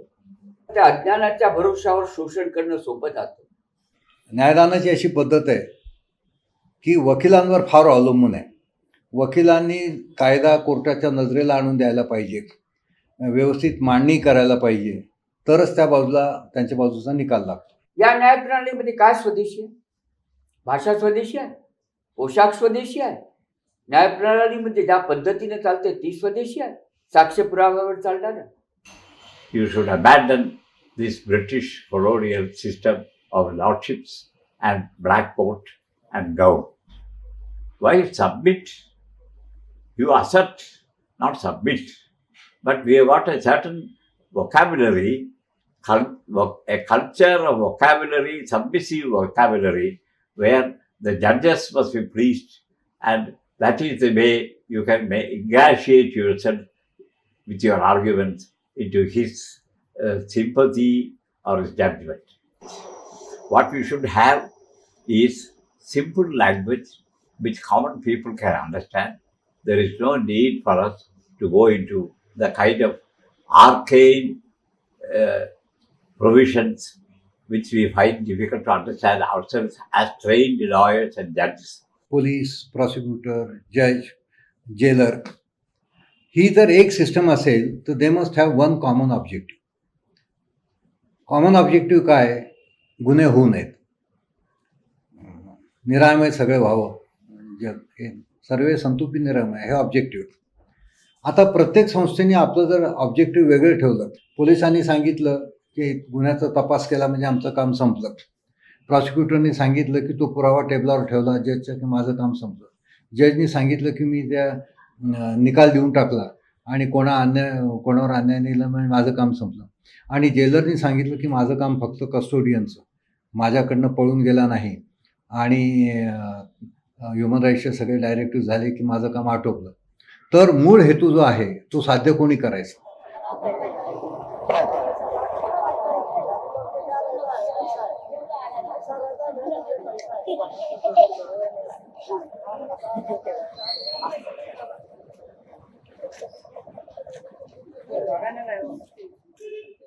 न्याय व्यवस्थेचा मूळ हेतू समाजात न्यायाचे संतुलित वातावरण राखणे हा आहे. कोणताही समाज काळाबरोबर बदलत असतो. बदलत्या काळाबरोबर समाजाच्या गरजा आणि नीतिमूल्यही बदलत असतात. या बदलांना जर न्याय व्यवस्थेनं सामावून घेतलं नाही तर साचलेपणा येतो. समांतर व्यवस्था तयार व्हायला लागतात. लोक कायदा हातात घ्यायला लागतात. त्यामुळं या व्यवस्थेची फेरमांडणी करून तिला जास्तीत जास्त विश्वासार्ह, माणूसकेंद्री आणि प्रवाही बनवणं आवश्यक आहे. संपूर्ण न्याय व्यवस्थेला मानवी चेहरा देणारा एक अतिशय सकारात्मक दृष्टिकोन म्हणजेच सोशो लिगल लॉयरिंग किंवा समाजाभिमुख वकिली. समाजाभिमुख वकिली न्याय मिळवण्याची संकल्पना जास्त व्यापक करते. ती न्यायाच्या प्रक्रियेला कोर्टाच्या इमारतीच्या बाहेरही घेऊन जाते. वकील, पोलीस, न्यायाधीश यांच्यापुरती ती मर्यादित राहत नाही. सामान्य माणूस, लोकप्रतिनिधी, माध्यमं अशा समाजाच्या प्रत्येक घटकाला यात काही ना काही भूमिका आणि जबाबदारी पार पाडावी लागते.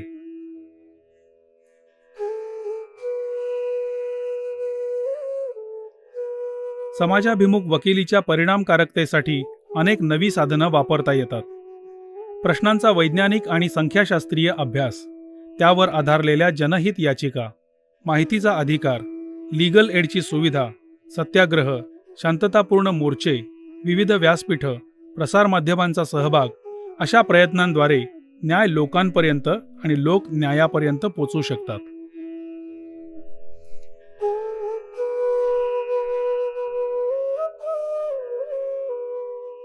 रचनात्मक बदल घडवून आणण्यासाठीचं न्यायालय हे आता नवं मैदान होऊ शकेल. So I think lawyers have a social obligation, a great social obligation, and that is use the law, make the law for the purpose of social service, social benefit, social welfare, and social ascent. Everybody must be able to rise to his full faculties. मी प्रश्न विचारतो स्वतःला, माणसांच्या संकटांचा फायदा घेऊन पैसे कमावण्याची जर वृत्ती असेल तर वकील म्हणून वकिली करता येते का? प्रामाणिकपणा सोडून देऊन जर त्याचा धंदा करायचा असेल आणि जो धंदा काळ्या बाजारातला धंदा ठरतो तशी भूमिका राहील का? म्हणून शिक्षक जे शिकत असलेले विद्यार्थी असतील ना, त्यांच्याकडे सुरुवातीला याची जी आचारसंहिता आहे वकिली व्यवसायाची आणि वकिली व्यवसाय म्हणजे काय हे समजून सांगण्याची गरज आहे. हे पटले की राव, कायदा शिकत असलेल्या विद्यार्थ्यांनाच हे सुरुवातीपासूनच सांगून टाकावं नाही, ते काय म्हणतात ना, संवेदनशील करावं लागेल त्यांना. जमलं तर. नुसते कायदे शिकून काय उपयोग नाही. त्यांना ज्या लोकांसाठी काम करायचंय तो समाज कसा आहे याचं भान देणंही गरजेचं आहे. रोग बरं करणारा डॉक्टर असं आपण कधी म्हणतो का? काय बोलतीस, डॉक्टर रोग बरं करण्यासाठीच असतात. मग समाजाभिमुख वकिली करणारा वकील असं का म्हणायला लागावं? बरोबर. वकील हा सामाजिक भान असलेलाच असला पाहिजे. तेच समजण्यासाठी समजावण्यासाठी विद्यार्थ्यांनी एकत्र आलं पाहिजे. न्याय व्यवस्था लोकांसाठीच असते हे त्यांना ठासून सांगितलं पाहिजे. तरच सामान्य लोकांना न्याय मिळवून देणारे वकील तयार होतील. police atrocities, beggars' rights, bonded labor, prostitutes' rights, trial prisoners. तुम्ही सर्वांनी सामाजिक समस्या खूपच चांगल्या पद्धतीने मांडलेल्या आहेत आणि त्याचा विचार केलेला आहे. आता या सामाजिक समस्या सोडवण्यासाठी आपल्याला ज्या व्यवस्थेचा वापर करायचा आहे त्या न्यायव्यवस्थेमध्ये पण काही प्रश्न आहेत, काही समस्या आहेत आणि काही अडचणी आहेत. तर त्या आपल्याला समजून घेणं आवश्यक आहे. कारण की आपल्याला सामाजिक बदल घडवून आणण्यासाठी या न्यायव्यवस्थेचा कसा वापर करता येईल हे शिकायचं आहे. तर या शिकण्याच्या प्रक्रियेमध्ये आपल्याला आणखी आता पुढचा टप्पा म्हणून हे बघायचं आहे की या व्यवस्थेत कोणते प्रश्न आहेत. तर आम्ही तुम्हाला परत पेपर्स देणार आहे काही, आणि तुम्ही सगळ्यांनी न्यायव्यवस्थेमध्ये कोणते प्रश्न आहेत ते आता त्या कागदावर लिहायचे, म्हणजे आपण पुढचा विचार आणखी जास्त चांगल्या प्रकारे करू शकतो. मला 2 तुमच्यामधले व्हॉलंटियर्स पाहिजे आहेत. तो मैं अभी आपको एक सिचुएशन बताता हूँ जो एक घटी हुई घटना पर आधारित है. अभी आपने जो यहाँ पे एक ट्रू लाइफ इंसिडेंट सुना है, तो आपको वो रोल प्ले करना है. तो आप बनेंगे वो रेप विक्टिम और आप है वकील, और अभी आपके साथ जो हुआ वो आप वकील को बताएंगे. क्या हुआ है तेरे साथ?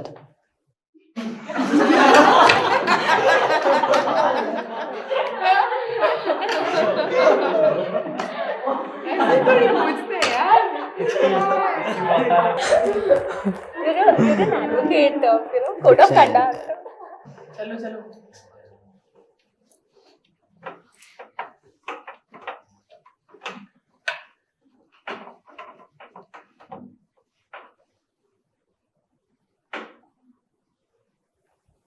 सो मुझे केस के बारे में बात करनी थी आपसे. कौन सी केस? कैसी केस है ये? कि सर एक्चुअली सर वो रेप का केस है सर. कहाँ पे हुआ?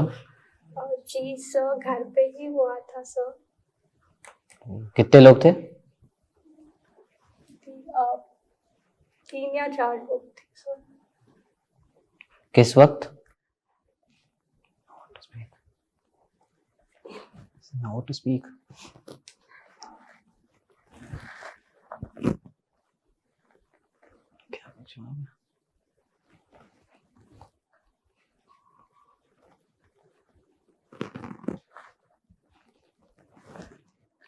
आप प्रूव करो कि आपके साथ रेप हुआ है और आपका उनके साथ कोई संबंध नहीं था, आप उनको नहीं जानती थी. क्या इस देश में न्याय मांगने में भी इतना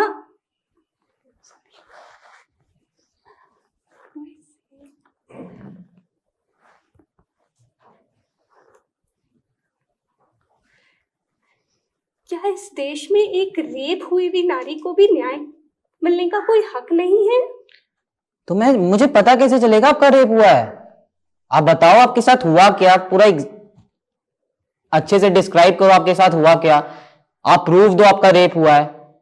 आप सीधे आओगे बोलने की हमारा रेप हुआ है, मैं आपका केस लड़ रहा हूं. Okay cut.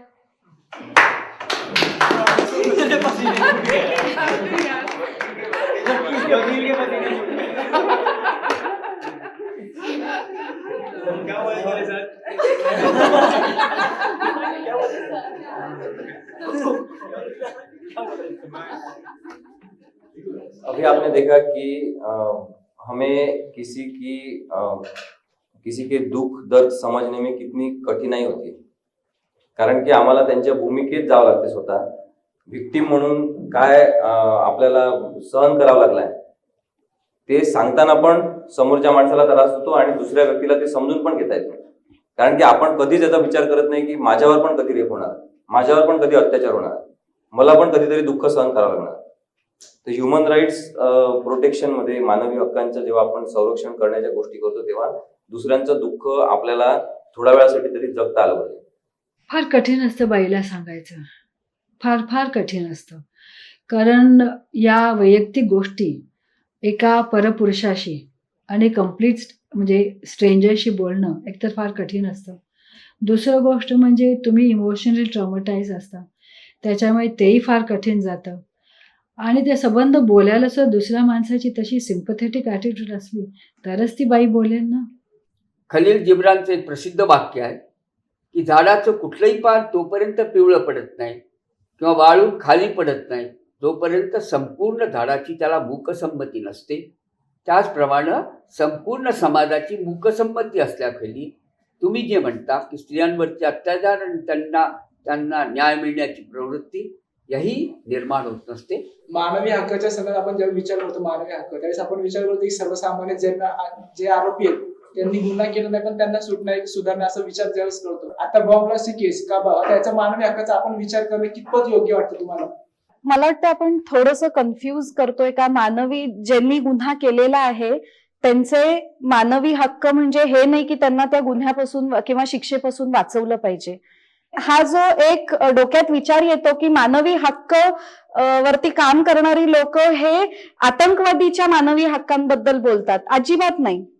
जर तो एक आतंकवादी असेल तर त्याला शिक्षा मिळालीच पाहिजे. पण ती शिक्षा कोणी द्यायची? तुम्ही आणि मी द्यायची का? ती शिक्षा मीडियानी द्यायची का? का ती ड्यू प्रोसेस ऑफ लॉ मधनं झाली पाहिजे आणि ती कोर्टाने दिली पाहिजे? मानवी हक्क हे कायद्याने दिलेल्या हक्कापेक्षा वेगळे आहे. ते माणूस म्हणून जन्माला आल्याबरोबर प्राप्त होणारे हक्क आहे. त्या हक्कांच्या बाबतीत वेगळी भूमिका घ्यावी लागेल. दुसरा कायद्याचा असा नियम आहे ना की दोष आहे, माणूस दोषी ठरेपर्यंत तो दोषी नाही आपण मानला, मग तुम्हाला त्याचा दोष सिद्ध होऊन त्याला शिक्षा होईपर्यंत तो निर्दोष असंच मानावं लागेल की नाही? आणि तसं जर मानावायचं असेल तर मग निर्दोष तो आहे तोपर्यंत त्याला मानवी हक्क राहतील की नाही?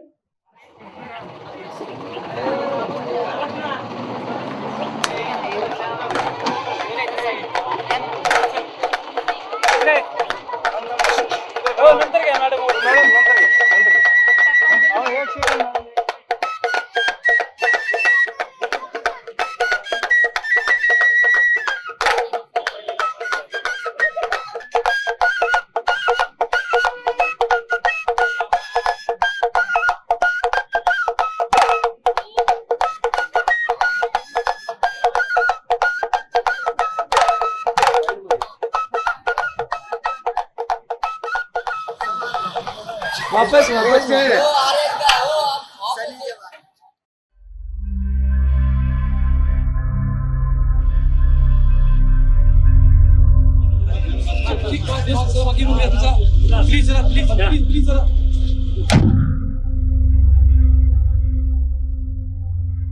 एंट्री केल्यानंतर ज्या बॅरेकमध्ये ठेवतात जनरल बॅरेकमध्ये, त्या बॅरेकमध्ये फक्त एका टायमाला 250 म्हणजे एका टायमाला तिथे 500 कैदी पण ठेवले जातात. कारण का? त्या बॅरेकमध्ये फक्त तीच सुविधा असते, झोपायची आणि खायची. नवीन आलेल्या माणसाला तरी टाकायचं. एका अंगावर रात्रभर झोपावं लागतं. ते पण एक कंबळ टाकणार, त्याच्यावर एका लाईनीत सगळे असे म्हणजे मुर्दे कसे टाकतात, मुर्दे तरी व्यवस्थित ठेवले जातात. एका अंगावर राहायचं. त्याच्यामध्ये कोण घोरणारा असतं, कोण काय असतं, कोणाला काय करत, तरी पण त्याची कोणाची गय केली. माणुसकी म्हणून तिथे काय ट्रीटमेंट दिलीच जात नाही. तिथे 250 माणसं एका रूम 250-300 असतात एका हॉलमध्ये. तिथे एकच टॉयलेट असतो.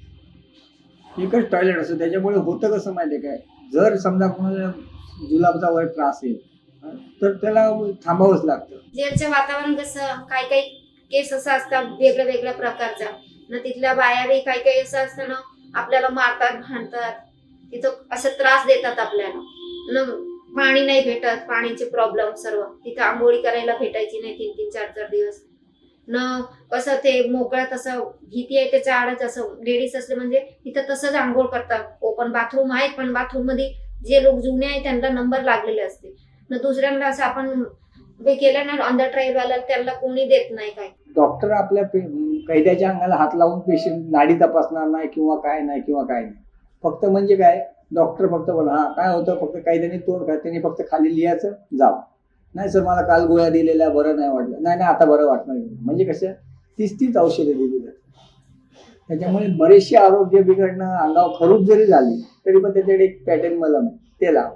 मग कैदी काय करतात, कुठेतरी झाड पाला वगैरे असतो तो चुळत राहतात. हे कंडिशन ही असते.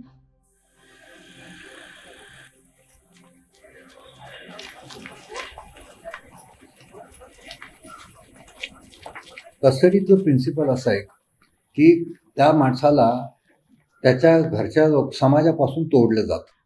तो निकाल जो आहे की all human rights survive except the right to step out of the four walls. तो अधिकार नाही. आणि हा प्रत्येकाचा अधिकारच आहे की मला अटक केली तर ती कशाबद्दल केली, माझा गुन्हा काय आहे, मला अटक केल्यावर 24 तासाच्या कोर्टात हजर केलं पाहिजे, माझ्या अटकेबद्दल माझ्या नातेवाईकांना सांगितलं पाहिजे. साध्या साध्या गोष्टी आहे, जसं तुम्ही म्हणता तसं लोकांना हे माहीतच नाही. त्याच्यामुळे कितीतरी लोकांना पोलीस विनाकारण पकडतात आणि डांबून ठेवतात आणि मग एखाद्या पेंडिंग गुन्ह्यामध्ये त्यांना टाकतात आणि त्यांना जेलमध्ये पाठवून देतात. तर पोलीस स्टेशन मध्ये गेलं तर पोलीसवाल्यानं आमच्यावरच केस बनवली की तुम्हीच मारून टाकलं त्याला. मग आमच्या मुलाला बारक्याला त्याला आरोपी याला हे बनवा फरियादी ना मला आरोपी बनवलं. मग मी 3.5 महिने जेलमध्ये राहिली.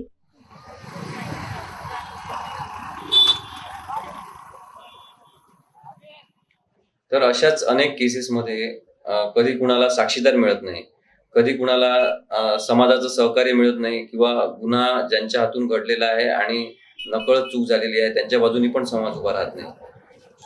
ज्यांच्याजवळ सामाजिक शक्ती किंवा सत्ता नाही त्या लोकांना नेहमीच चुकीच्या गुन्ह्यांमध्ये पण गोवणं सोपं जात असते. अशाच एका केसमध्ये मीडियाच्या मदतीने मानवी हक्कांच्या उल्लंघनाचं प्रकरण उघडकीस आणण्यात आलं होतं. त्या केसबद्दल आपण आता बघू. हम आपको दास्तां बता रहे हैं अरमुगम की, जो 1995 में 34 वर्ष की उम्र में आंखों में कई सपने लिए मुंबई महानगरी मुंबई पहुंचा, लेकिन वहां पर उसके सपने साकार नहीं हो पाए. जब कहीं काम न मिला तो उसने सड़क पर ही जिंदगी बितानी शुरू की. जून 1995 में ओशिवारा पुलिस ने उसे गिरफ्तार कर लिया. उस पर 6 साल की बच्ची से बलात्कार और हत्या का इल्जाम लगा दिया. 2001 में इस मामले की जांच करने वाले इंस्पेक्टर इकबाल ने खुदकुशी कर ली.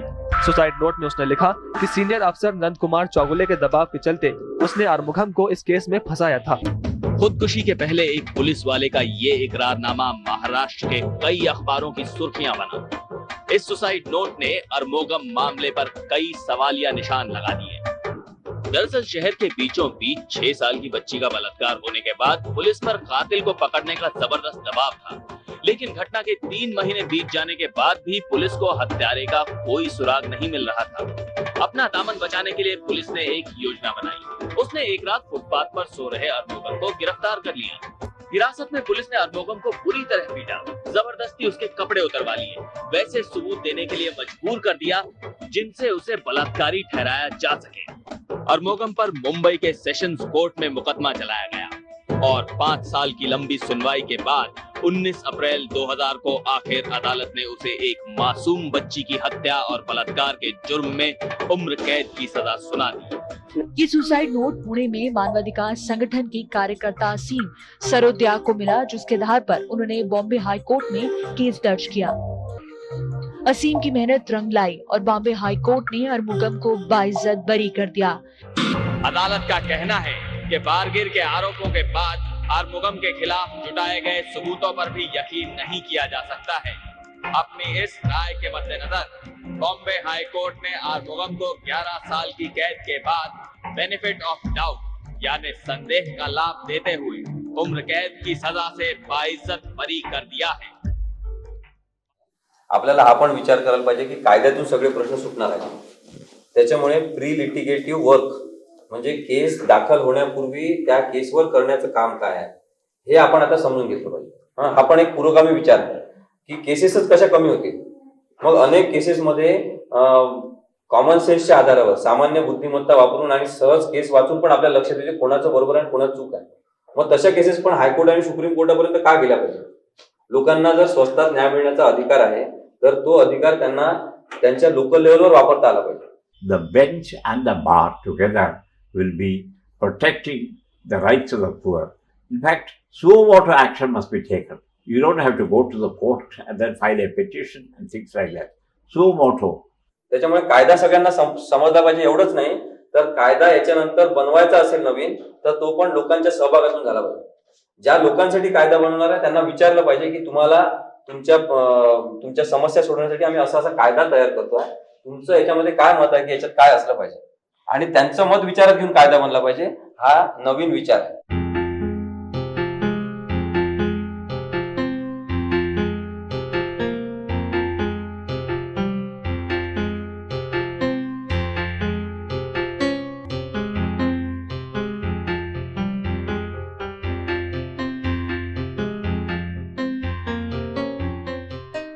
अशा अनेक प्रश्नांमुळं आज न्यायव्यवस्था खूपच बोजड झालेली आहे. त्यामुळं सामान्य माणूस न्यायव्यवस्थेपासून खूपच दूर जातोय. आपल्याला जर न्याय हवा असेल तर त्यासाठी व्यवस्था बळकट झाल्या पाहिजेत आणि व्यवस्था बळकट होण्यासाठी सामान्य माणसानंच पुढाकार घेतला पाहिजे. अलिप्त न राहता आपल्या हाताशी असलेल्या साधनांचा योग्य वापर केला पाहिजे. आपल्या समोर घडलेल्या घटनेचे आपण साक्षीदार व्हायला पाहिजे.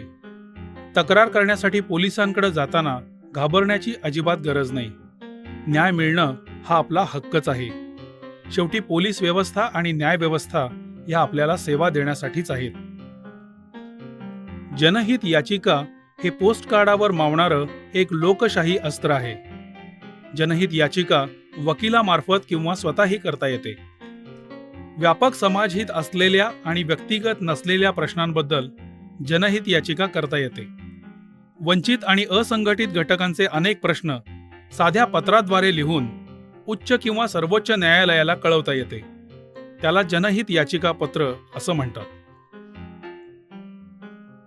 भारताच्या घटनेनं नागरिकांना सर्वोच्च स्थान दिलेलं आहे. हे स्थान मान्य करणारा माहितीचा अधिकार हा एकमेव कायदा आहे.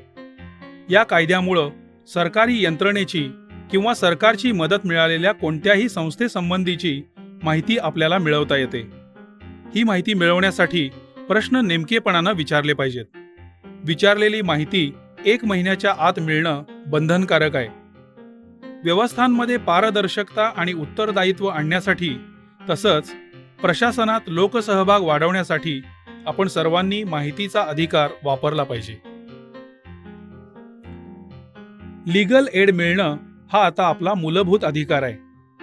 5,000 रुपयांपेक्षा कमी वार्षिक उत्पन्न असलेल्या लोकांना मोफत कायदेविषयक सहाय्यता मिळते. महिला, मुलं, दलित यांना उत्पन्नाची ही अट देखील लागू नाही. लीगल एड ही सोय प्रत्येक कोर्टात असते आणि त्यासाठी नेमलेल्या वकिलाला फी देण्याची गरज नसते. आपण हे मान्य केलं पाहिजे की शहाण्यानं कोर्टाची पायरी चढलीच पाहिजे. कारण व्यवस्था आपोआप बदलत नसतात. काही गोष्टी मुद्दाम करणंच आवश्यक असतं.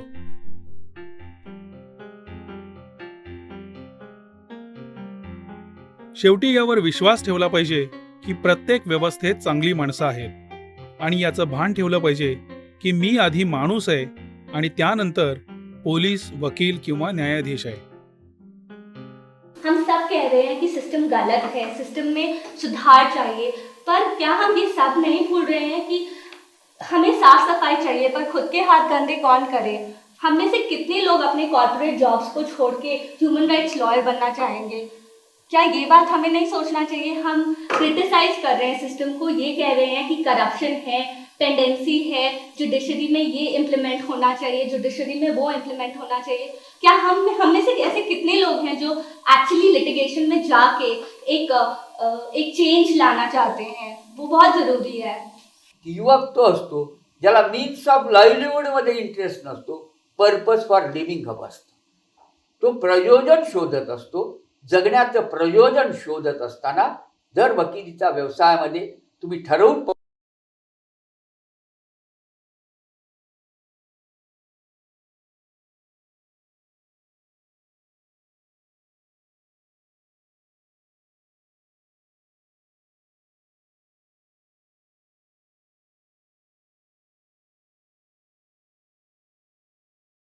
पाऊल टाकत असाल तर ते तुमचा जगण्याचं प्रयोजन जर असेल तर त्यातून जे समाधान मिळतं ते समाधान तुम्हाला मिळू शकतं.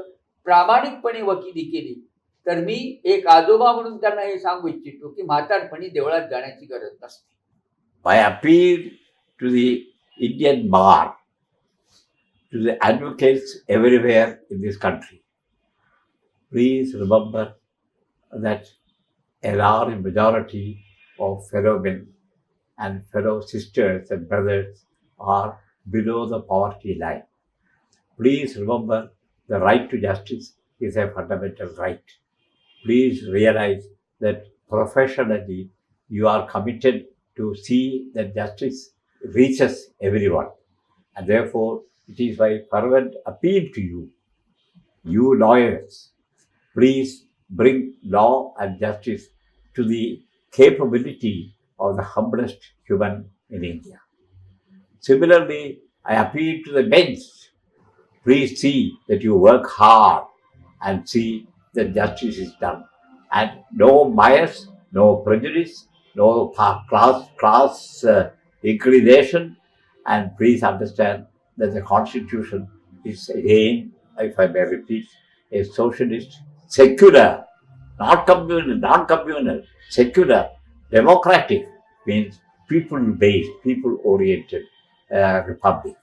You are therefore oath-bound. Lawyers and judges, you are oath-bound to see that every right and every duty under the Constitution is enjoyed effectively by the common people of India. Namaste. कथा सांगतो ऐका मंडळी, कथा सोम्याची गोम्याची. शीतगीत अन सगळी धोंडी मेरी David नशिमाची. जी जी र जी, गोष्ट कोर्टाची र, गोष्ट तुरुंगाची र, गोष्ट वकिलाची र, गोष्ट अशिलाची र, गोष्ट शिक्षेची र, गोष्ट न्यायाची र. जी जी र हो. जिने मानवी भाव भावना पशुपक्षी अन निसर्गही साऱ्यांचा सन्मान राखते न्याय व्यवस्था तीच सही. जी र जी, न्याय व्यवस्था तीच सही हो. जी र जी, अहो न्याय व्यवस्था तीच खरी. जी र जी.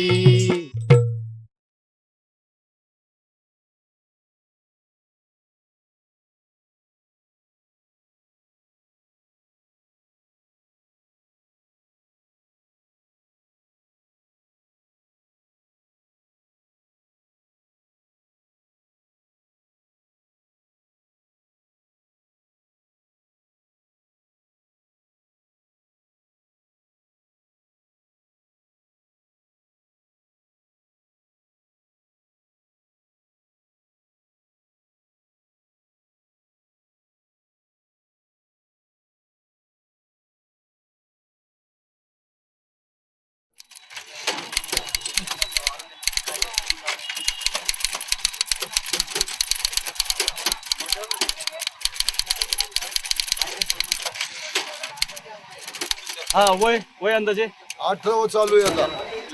शिक्षण आता खाली आहे, शिक्षणाला पुढे पाठवायचं आहे गावाकडे. जेवढं विचार तेवढं सांगा तुम्ही. काय पास झालाय तो? 7वी 8वी जून पास. तारखेची काय पास काय झाला? 7वी हो. 7वी का 8वी लिहिले ना तिथे 8वी. हा पत्ता सांगा ना सर्व नंबर 58 साई कॉलनी श्रीनगर राष्ट्रीय पुणे 17.